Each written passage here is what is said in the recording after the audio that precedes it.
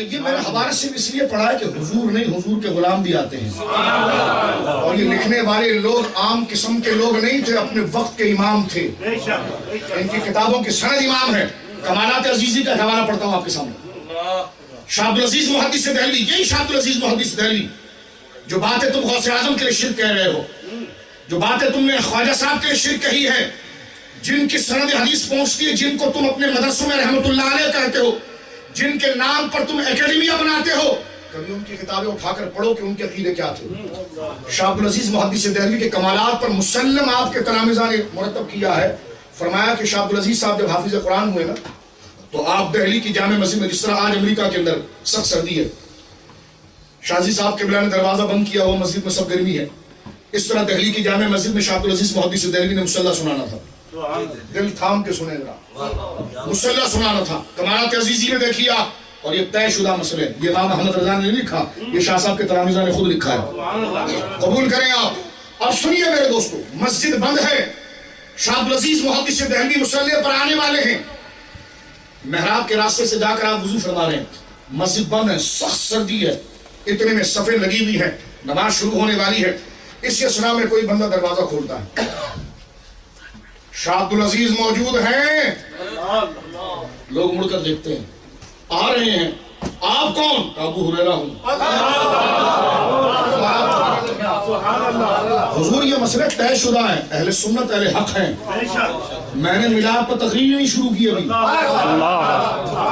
کی ذہن سازی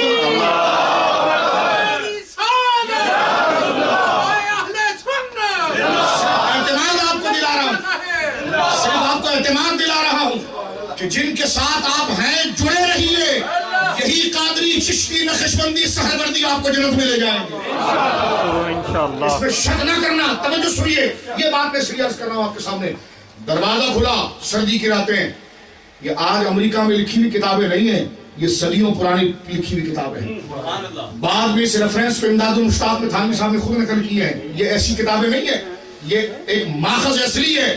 دروازہ کھلتا ہے سردی کی راتیں مسجد کا، کہ عبدالعزیز ہیں، کسی نے کہا جی وضو کرنے گئے، آ رہے مصلح سنائیں گے، آپ کون؟ ابو ہریرہ، دہلی کے اندر ابو ہریرہ۔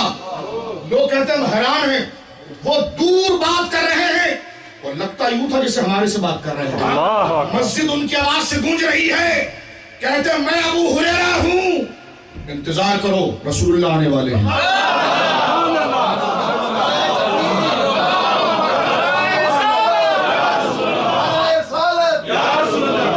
میرے دوستو، یہ میں نے حوالہ آپ کے سامنے پڑھا، اب پیچھے چلتے چلے جائیں۔ میں نے شاہ عبدالعزیز صاحب کو کوٹ کیا تھا، ٹھیک ہے، اور اس حوالے پر میں نے کوٹ کیا تھا کہ امام جلال السیوطی نے 75 دفعہ حضور کو دیکھا۔ اب اس کو طے کرتے ہیں، بھولے نہیں ہیں ہم، آگے جا کر اس کو طے کرتے ہیں۔ صرف مسئلے کو کھولنے کے لیے میں نے آپ کو بتایا کہ بزرگان دین کرم فرماتے ہیں، آتے ہیں، بلکہ واضح طور پر یہاں تک لکھا ہے کہ مولوی اسماعیل دہلوی صاحب جنہوں نے اس فتنے کی بیج ڈالی تھی، وہ خود لکھتے ہیں کہ جب میرے پیر سید احمد رائے بریلی بالغ ہوئے تو بغداد سے غوث اعظم کی روح چلی، اور بخارا سے شیخ بہاءالحق نقشبند کی روح چلی، دونوں روحیں چلی اور دہلی پہنچی۔ میں نے کہا ایڈریس کیسے پتا چلا؟ ایڈریس کیسے پتا چلا؟ کہ دونوں روحیں پہنچی، اور میرے پیر جب بالغ ہو چکے ہیں، ابھی یعنی عمر میں بلاغت پر پہنچے ہیں، غوث اعظم کی روح کہنے لگی کہ میں انہیں سلسلہ قادریہ میں کمال پر پہنچاؤں گی۔ بہاءالحق نقشبند علیہ رحمت کی روح کہنے لگی میں سلسلہ نقشبندیہ میں ان کو کمال پر پہنچاؤں گی۔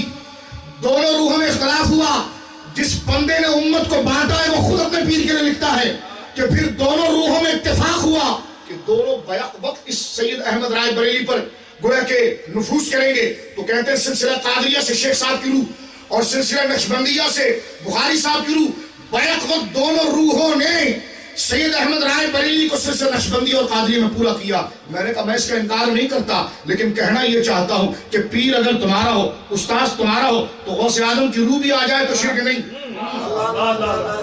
بعد وصال صدیوں کے بعد اگر وہ فیض دے دے تب بھی شرک نہیں۔ مولانا جھگڑ نہیں رہا، لیکن یہ بتا رہا ہوں یہ بات ہے تو ایسی، چھپ چھپ کے آپ بھی اس کا اقرار کر رہے ہو۔ میں یہی کہہ رہا تھا کہ جو مسئلے مسلم ہے اس کو چھیڑے نہیں آپ، جو مسئلے مسلم ہے اس کو چھیڑے نہیں، تاکہ نوجوانوں کو آگے چلنے کا موقع ملے، آگے چلنے کا بولیے موقع ملے۔ اب آئیے میں پھر محلی شاہ صاحب کا حوالہ آپ کے سامنے پیش کر رہا تھا.